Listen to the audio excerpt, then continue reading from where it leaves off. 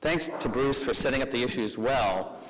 And I should say the debate about indirect land use change is something that you can read a lot about. There have been about 9 or 10 major scientific assessments over the last year done by the National Academy of Sciences, a big review in the UK government, European Commission studies. You see the list here. They have all basically come to the same conclusion. And you can read some of the quotes here. And the basic conclusion is that biofuel policy should focus on those ways of making biofuels that don't compete with productive land.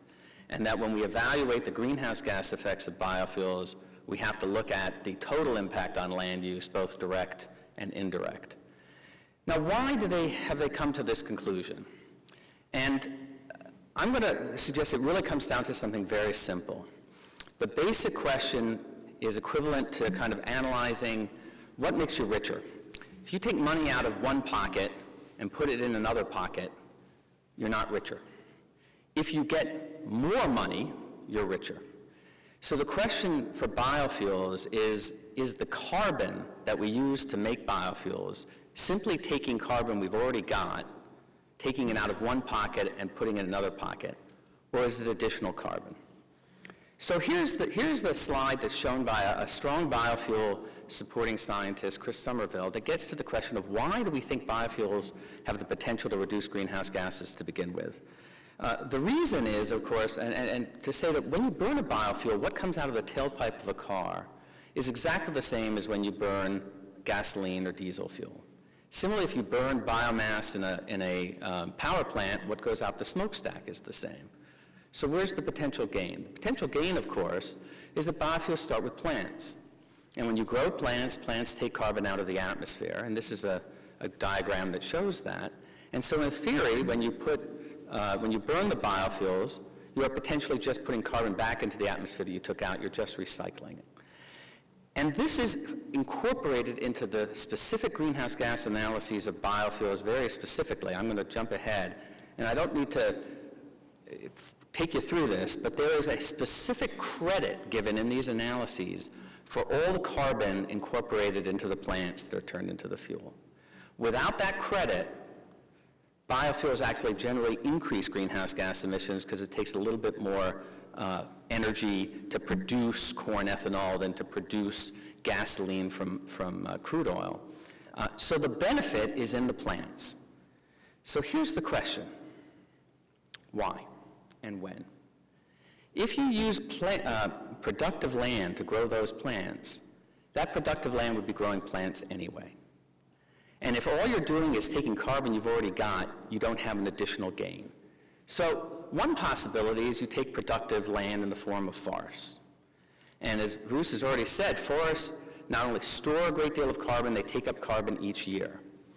And at best, what you're hoping for is a net effect, a net gain compared to what the forest would already do, not the gross gain, but the life cycle analyses give it a gross credit regardless. And as Bruce said, and I'll take you through, when you convert forests, you certainly have a strong adverse effect. But what about when you use food? Well, food is carbon too. Food is carbon in the form of carbohydrates and fats and proteins. So the question is, why isn't that food a greenhouse gas benefit? Why isn't those crops a greenhouse gas benefit? An Iowa farm field is one of the great technological inventions of modern man. It produces 10 times as much carbon in the form of food as it did 150 years ago. Why isn't that a benefit directly for greenhouse gases? The answer is, I am looking at a room of polluters.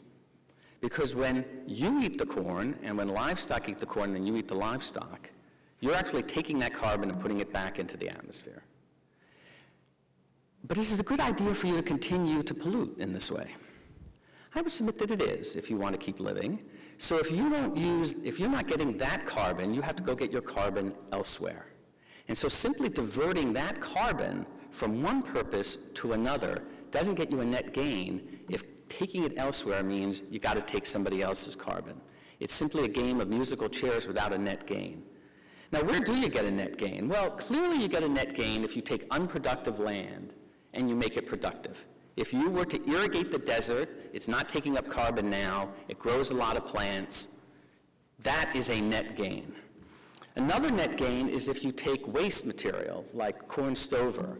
Now, corn stover does a lot of good things, but it doesn't store a lot of carbon. More than 90% of the leftover, the crop residuals, will go back into the atmosphere within a couple of years. So most analyses indicate that we can take some of that corn stover and turn it into biofuels, and that's a net gain because we're taking carbon that wouldn't stick around anyway. But if you go to a forest, as I said, you don't. You get a huge loss. How big a loss? Well, roughly speaking, the initial loss that you're going to have, depending on the forest, but if you take something like a burned down part of the Amazon, is probably more than 100-fold the annual gain of using that land for biofuels. Now, there are some parts of the world where this is a true disaster. You may be aware of the situation in Southeast Asia, where there are not just forested tropical forests, but tropical forests on deep peat soils. Peat soils are carbon soils that have been sequestered for years. And they are being converted at a rapid rate into palm oil plantations. And when you convert it to palm oil plantations, you not only chop down the trees, you have to drain the land. And that triggers, among other things, peat fires. In 1997, there were gigantic peat fires all over the southeast from these drained landscapes. And on an annual basis, the simple ongoing decomposition of these forested peatlands contributes from 1% to 3% of the world's greenhouse gas emissions. Now, what's driving that above all is the demand for increased vegetable oil. Palm oil is the replacement vegetable oil on the world market. But biodiesel is actually further help driving that. So when Europe in particular, its primary biofuel is biodiesel, when they started getting to biodiesel, there was a surge in imports of palm oil to replace the vegetable oil that was used for biodiesel. And you can calculate, depending on your numbers, from basically 2.5% to 10%. If 2.5% to 10% of the vegetable oil diverted to biodiesel is ultimately replaced by palm oil grown on peatlands, the loss of the carbon from that peat alone offsets all the potential gain from offsetting fossil fuels using the biodiesel. Soybeans will be even worse because their yields are lower than rapeseed oil.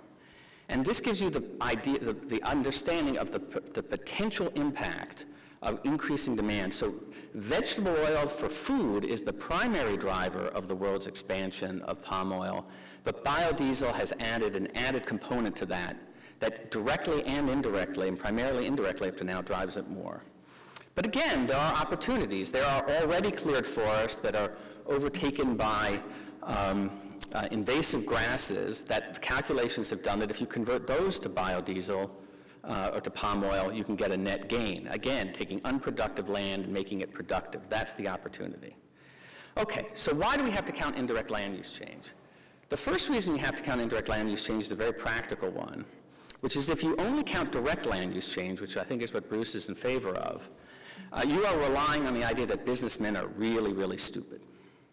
Now, why is that? Here is a palm oil producer in let's say, Indonesia or Malaysia, and it sells palm oil already today for vegetable oil on the world market. They're the leading source of exports. And if you say, okay, you can use that palm oil for biodiesel, but you can't clear new forest for biodiesel, what's the response? The answer is you have two tanks.